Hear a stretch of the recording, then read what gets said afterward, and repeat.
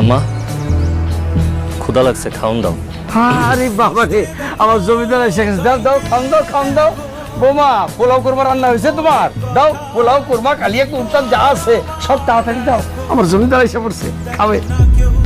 Area, সিংহাসনটা নিয়ে I. লগে মনে করে একটা গামছা নিয়ে আসিস। জমিদারের ছোট পুত্র আইছে, হাত মুখ ধুবে বসবে। নিয়ে নে। তাড়াতাড়ি।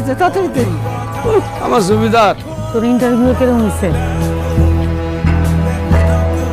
মুখ দেখা বুঝুন আমার ইন্টারভিউ কেমন হয়েছে। আমরা আপনার সাথে সময় মতো যোগাযোগ করব, এই কথাই তো কইছে, তাই না ভাইজান? শোন, তোর একটা কথা কই, এসব ইন্টারভিউ দিয়ে কোনো লাভ নাই। আমগুলোকে খেতে খাবারে কাজ কর, সংসারটার উন্নতি হইবে, ভালো হইব, বুঝছস? বা করবো কেন? বাবু সাথে ঘুরে বেড়াইবো, তাই করি। এই তোরা যে এত কষ্ট করে লেখাপড়া শিখাইলাম, কি লাভ হইলো আমার? হ্যাঁ, আশেপাশে সবগুলো মানুষ চাকরি হয়ে গেছে, আর তোর চাকরি হয় না কেন? বুড়া বাপের কান্দে বইরা কতদিন খাবি আর? এই চল বাজার, চল খাইতে দাও, পেট ভরে দাও, গিলুক। মা, তুমি কি আবার খাওন দিবা? আমি কি তোর বাপের চাকর? নিজে লইয়া খেতে পারস না?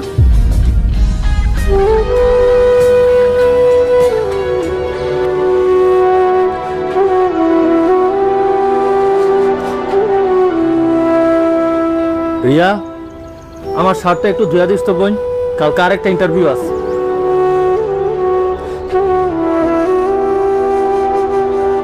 শোনো ভাইজান, আমি না তোমার চাকর না।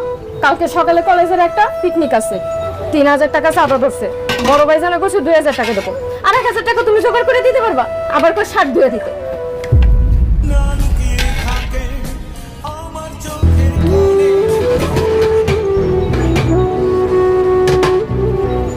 আম্মা, এই ডাল ছাড়া কি আর কোনো তরকারি নাই?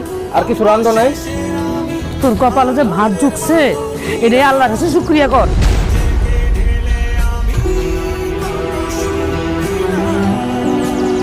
মা, তোমরা সবাই মিলে আমার সাথে যে ব্যবহার শুরু করছো, আমার কি মনে হয় জানো?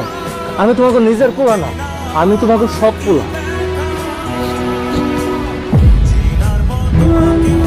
তুই যদি নিজের পোলা হইতি, তাহলে বুড়া বাপ আর বড় ভাইয়ের ঘাড়ে বইসা খাইতি না। একটা দামড়া পোলা হইয়া কেমনি কামকা না করে তাও একটু বসে খাইতে লজ্জা করে না? আম্মা, লজ্জা করবো কেন? খেতে খামারে যদি কামে যায়, তাহলে আপনার সুন্দর পোলার গায়ের রং ময়লা হয়ে যাবো না? আর গায়ের রং ময়লা হয়ে গেলে তো সে চাকরি বরাত পাইবো না। এই জন্য স্কিনটারে সুন্দর রাখে। দুর্যোগ যেদিকে দেখোস যাস না কেন? বাড়িয়ে যা বাড়ির থেকে, তাইলে একটা আপদ বিদায় হইব।